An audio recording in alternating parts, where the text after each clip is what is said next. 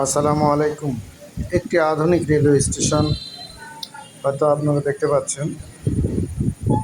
এই রেল স্টেশনের চারিদিকে যে চিত্ররূপ এত সুন্দরভাবে ফুটে উঠেছে, আপনারা কল্পনাও করতে পারবেন না। এই মুহূর্তে মাগরিবের নামাজ হচ্ছে, নামাজের সময়। কিছুক্ষণ পূর্বেই আকাশের সূর্যের আলো শেষ হয়ে গেছে, পরপরে সন্ধ্যা ঘনিয়ে আসছে। এর মধ্যেই পার্কিংয়ের যে চারিপাশের যে চিত্র, আপনারা দেখলে অবশ্যই আপনাদের ভালো লাগবে।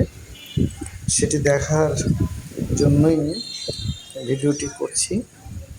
এই সময়ে চারি সাইডের যে প্রাকৃতিক দৃশ্য, সব কিছু সকাল থেকে এ পর্যন্ত আল্লাহর হুকুমে সবই চলাচল ছিল। এখন সন্ধ্যা ঘনিয়ে আসার সঙ্গে সঙ্গে চিত্র প্রাকৃতিক রূপ পরিবর্তন হয়েছে।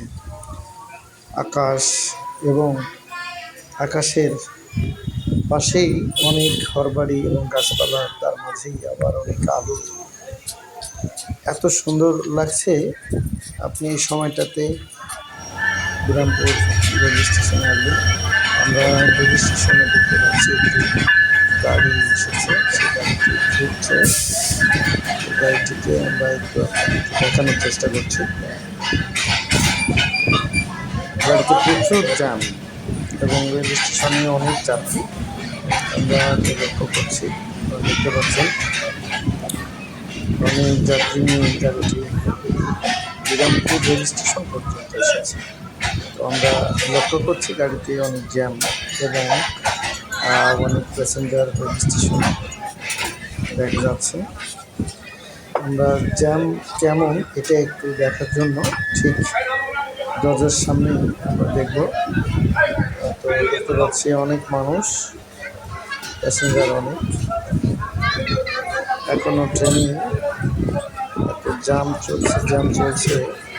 এই অবস্থার মাঝে আমরা লক্ষ্য আপনারা করছেন যে রেল স্টেশনের একটি গাছ রয়েছে, সেই গাছটির যে চিত্র, গাছটির চারিদিকে ছাতার মতো হয়ে আছে এবং রেল স্টেশনের একটা আধুনিক rail station, Birampur rail station, সামনেই গাছটি রয়েছে। গাছটির অনেক বয়স আমরা শুনেছি।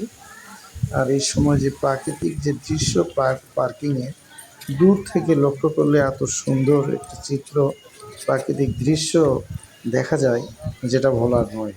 আপনি দেখলে এটাকে বারবারে দেখার চেষ্টা করবেন। এবং এই সময়ে অনেক মানুষ তাদের বাচ্চা কাচ্চাদেরকে এই পার্কিংয়ে ঘুরতে আসছে।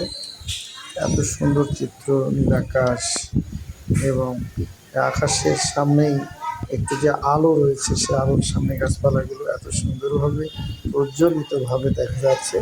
তা দেখার মতো এই দৃশ্যগুলো কখনো ভোলার নয়। সবাই ভালো থাকবেন। আসসালামু আলাইকুম।